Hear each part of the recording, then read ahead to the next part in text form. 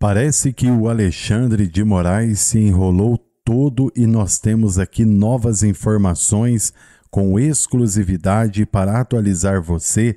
Canal Direto no Assunto, Fábio Alvarenga. A única coisa que eu peço é que você, por gentileza, compartilhe aí os nossos vídeos ao máximo de pessoas possíveis e para que não haja dúvidas das veracidades das informações, as fontes estão na tela. O que acontece? Nós vamos trazer aqui para vocês um novo checkmate, não só de Eduardo Tagliaferro, de Eduardo Bolsonaro nos Estados Unidos e a fala do presidente Trump que chegou, gente, de encontro contra esse sistema brasileiro que agora se encontra aí entre a cruz e a espada. Fique até o finalzinho para você entender todos os detalhes. Pessoal, como diz o ditado aqui em Minas Gerais, o trem tá pegando fogo, gente. A coisa tá extremamente tensa. Uma onda de acontecimentos nos últimos dias reacendeu uma chama de esperança na rua, nas conversas de feira e nas rodas de família. Uma sensação que muita gente já tinha engolido a seco há tempos. É nessa bomba que surge o nome de Eduardo de Oliveira Tagliaferro, ex-assessor do ministro Alexandre de Moraes no Tribunal Superior Eleitoral, que decidiu bater à porta do Supremo Tribunal Federal com um pedido direto ao presidente da Corte, ministro Edson Fachin, para que seja reconhecida a suspeição de Alexandre de Moraes no processo que o transformou em réu. A defesa de Tagliaferro fala em inimizade, interesse pessoal e cerceamento de defesa, especialmente depois que o julgamento seguiu no chamado plenário virtual, mesmo com oposição expressa dos advogados, tirando da mesa o debate presencial com sustentação oral, que é parte do que o povo entende por justiça de verdade, aquela em que o cidadão olha no olho de quem vai decidir sua vida. A petição, assinada por Paulo César Rodrigues de Faria e Felipe Rocha de Oliveira, sustenta que Moraes acumulou papéis que, pela lógica simples do brasileiro comum, não podem caminhar juntos. Denunciado, vítima e juiz. À luz da Constituição, é o tipo de mistura que arrepia garantistas, progressistas e conservadores, mas que, no Brasil real, vira disputa de narrativa quando o assunto encosta na política de alto calibre. No fio de voz que corre nas redes e no burburinho das ruas, Tagliaferro não se escondeu. Ele desafiou o ministro Alexandre de Moraes em tom direto, perguntando sobre o alegado vazamento sigiloso e cobrando explicações claras, sem meias palavras. A defesa também apontou irregularidades em inquéritos sob a relatoria de Moraes e pediu a suspensão dos atos praticados por ele no caso, com redistribuição a outro ministro. Tudo isso enquanto o julgamento eletrônico, iniciado em 7 de novembro de 2025, seguia com prazo até 14 de novembro, em um rito que o brasileiro comum, que acorda cedo para trabalhar, lê como distância. A justiça distante do povo, com decisões tomadas no silêncio digital, sem o calor e a responsabilidade da tribuna aberta. É justamente essa distância que alimenta a percepção de que existe um Brasil de cima, cercado por gabinetes e protocolos, e um Brasil de baixo, que só quer regras claras, lei para todos e respeito ao contraditório. Do outro lado do Equador, a política norte-americana jogou um foco de luz incômodo sobre a vitrine brasileira. O presidente dos Estados Unidos, Donald Trump, aumentou o tom nas redes sociais no dia 9 de novembro de 2025, acusando o governo brasileiro de devastar a Amazônia para abrir uma rodovia de 4 faixas em Belém, a chamada Avenida Liberdade, justamente a cidade escolhida para sediar a Conferência das Nações Unidas sobre Mudança do Clima, a COP30. Trump compartilhou um vídeo de um canal de televisão norte-americano comparando o discurso ambiental do governo brasileiro com o que estaria acontecendo no chão da floresta, citando que algo como 100 mil árvores teriam sido derrubadas para a obra.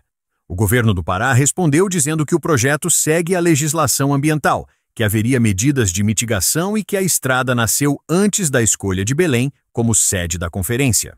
Mas o ponto que ficou para o povo, aquele que vê a floresta como patrimônio e ao mesmo tempo sofre com transporte precário e falta de oportunidades, foi a contradição.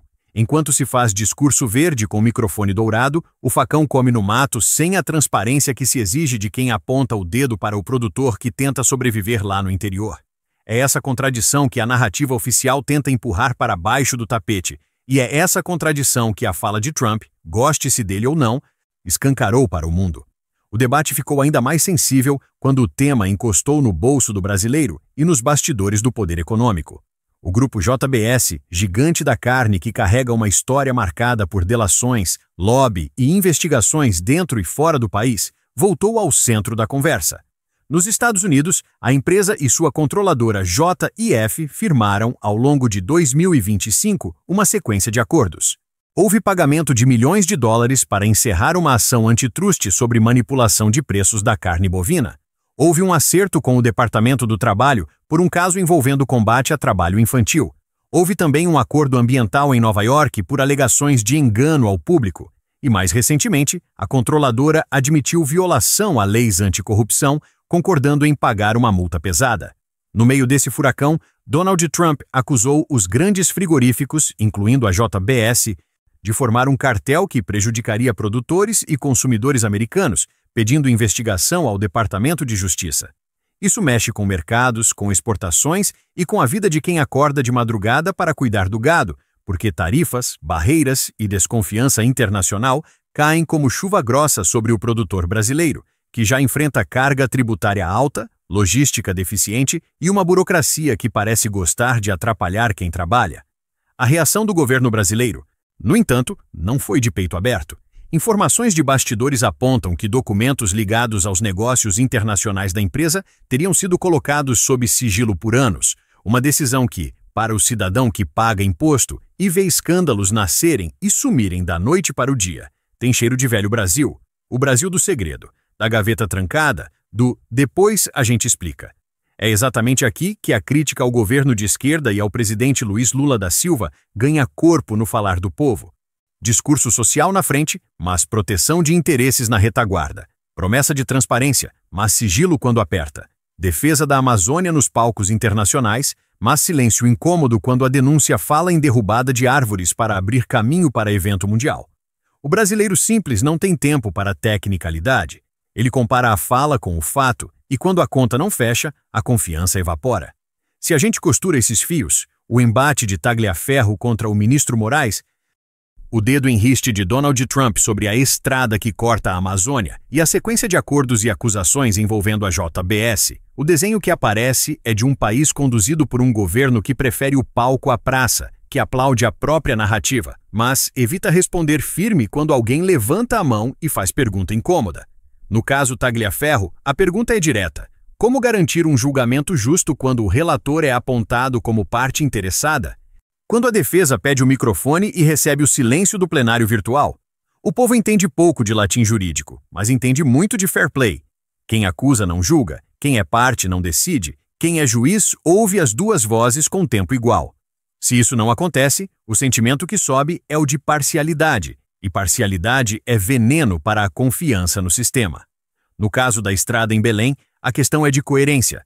Se o governo quer vestir a camisa da proteção da floresta, precisa explicar, com mapas, laudos e números escritos por extenso, cada árvore derrubada, cada compensação prevista, cada passagem de fauna instalada, cada placa solar acesa.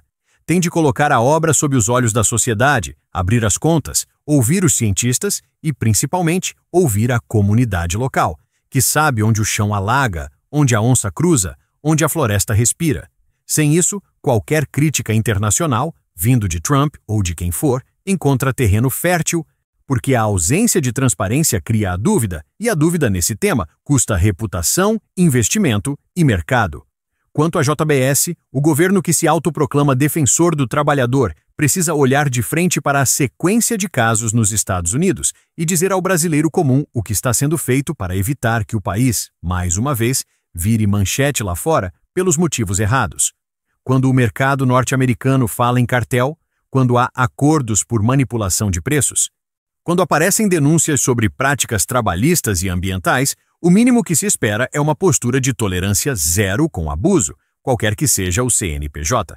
E o mínimo que se espera é transparência, nada de sigilos elásticos, nada de depois a gente vê. O povo quer clareza, e clareza se entrega com papel aberto, auditoria independente e responsabilização sem atalho. É por isso que a crítica ao governo de esquerda e ao presidente Lula não é mero rompante ideológico, é um chamado à coerência. O povo que lota ônibus antes do sol nascer, que paga imposto em cascata, que compra o quilo da carne a preço de luxo, está cansado de discursos polidos em cúpulas internacionais, enquanto a realidade, aqui embaixo, segue com trilhos tortos. Quando a Suprema Corte parece fechar as portas para o debate presencial, quando a floresta é moeda retórica enquanto tratores avançam, quando uma gigante do setor de carnes fecha acordos milionários lá fora, enquanto aqui dentro se cochicha sobre documentos sob sigilo, a sensação é de que o Brasil oficial perdeu o prumo do Brasil real.